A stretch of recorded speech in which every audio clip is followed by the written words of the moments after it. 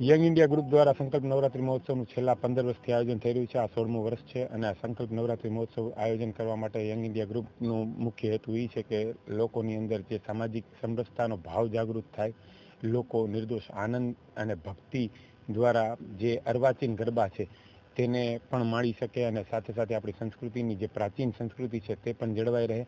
એ હેતુથી આ સંકલ્પ નવરાત્રી મહોત્સવનું આયોજન છેલ્લા 15 વર્ષથી કરવામાં આવે છે, જેમાં છેલ્લા 5 વર્ષથી આ માતાઓ, બહેનો અને દીકરીઓને નિઃશુલ્ક એન્ટ્રી આપવામાં આવે છે. જેનું મુખ્ય કારણ અમારું એ છે કે મા શક્તિને જ્યારે આરાધના કરતા હોય ત્યારે બહેનો, દીકરીઓને આપણી જે માતાઓ છે તેમને ટ્રિબ્યુટ કરી શકીએ અને એના માટે અમે મહિલા સશસ્ત્રીકરણને એને સલામ કરી શકીએ. તેમને અમે એ હેતુથી આ મહિલાઓ માટે પણ ફ્રી નિઃશુલ્ક એન્ટ્રી રાખી છે, જે લગભગ ગુજરાતની પહેલી નવરાત્રી છે જે સંકલ્પ નવરાત્રી મહોત્સવ થાય છે.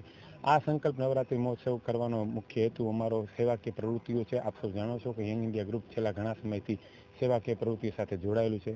ઘણા બધા સકારાત્મક અને રચનાત્મક પ્રવૃત્તિઓ દ્વારા યંગ ઇન્ડિયા ગ્રુપ મોરબીના દિલમાં વસેલું છે અને આ યંગ ઇન્ડિયા ગ્રુપને ઘણી મોરબી વાસીઓ તરફથી ઘણી બધી અમને જે બિરદાવવામાં આવે છે એના એક આ ભાગરૂપે સંસ્કૃતિના જતન થાય, લોકોની અંદર એક માનસિકતા જે હોય છે કે એકતા વધે, લોકોની અંદર સકારાત્મકતાનો ભાવ ઊભો થાય અને એકરૂપતા આવે.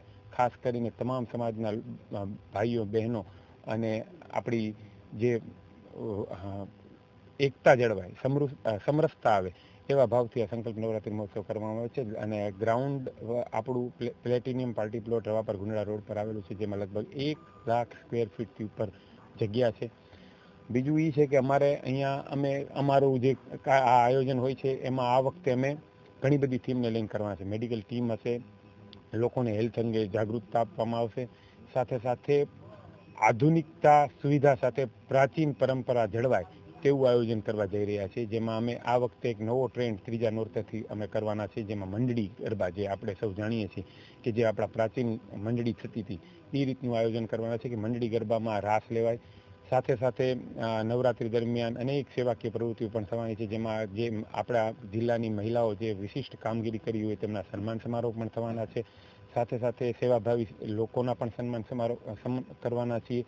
સાથે સાથે અમારે અહીંયા એક નવું ધાર્મિકતા આવે, ખાલી મોજ આનંદ નહીં પણ ભક્તિ પણ ભાવ ઉદ્ભવે અને આધ્યાત્મિકતા આવે એના માટેના વિશેષ કાર્યક્રમો કરવાના છે. જેમાં અમે એક નવું આ વખતે કર્યું છે કે જે આપણા યાત્રાધામો છે એમાંથી 9 યાત્રાધામોમાંથી અમે ખાસ ચુંદડીઓ લઈ આવ્યા છે. માતાને આરાધના કરીને, પ્રાર્થના કરીને અમે અહીંયા રાખવાના છે. એનું સ્થાપન કરીને લોકોને પણ પ્રાર્થના કરીશું કે તે માતા આગળ માંગે અને એક રક્ષાસૂત્ર બાંધે અને રક્ષાસૂત્ર બાંધ્યા પછી એ રક્ષાસૂત્રો અમારા સ્વયંસેવકો પાછા જે તે યાત્રાધામ હશે માતાજીના ચરણોમાં અમે મૂકી આવશું, જેથી મોરબીવાસીઓ અને સમગ્ર દેશવાસીઓની જે પણ મનોકામના હોય તે માતાજી પૂરી કરે એવા ભાવ સાથે આધ્યાત્મિકતા વાતાવરણ ઊભું થાય એવા પણ કાર્યક્રમોમાં આપવાના છે. સાથે સાથે તમને નવરાત્રી દરમિયાન જે પ્રાચીન આપણી સંસ્કૃતિ છે એના જે રાસો હોય, જે ગરબીઓમાં રમાતી હોય, એ રાસોનું પણ અમે અહીંયા આયોજન કરવાના છે, જેથી કરીને લોકોમાં એ જે પ્રાચીન સંસ્કૃતિ છે એ પણ ન ભૂલાય.